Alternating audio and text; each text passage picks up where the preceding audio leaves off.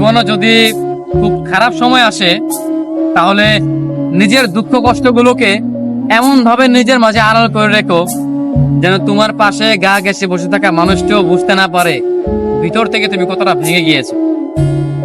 কখনো যেন সে বুঝতেই না পারে তোমার ভীষণ মন খারাপ, তাহলে সে তোমার মন আরো খারাপ করে দিবে।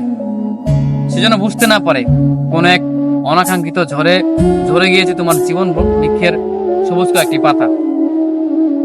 সে যেন বুঝতেই না পারে তুমি ভিতরে ভিতরে ভেঙে গিয়েছো, এটা যেন সে বুঝতেই না পারে।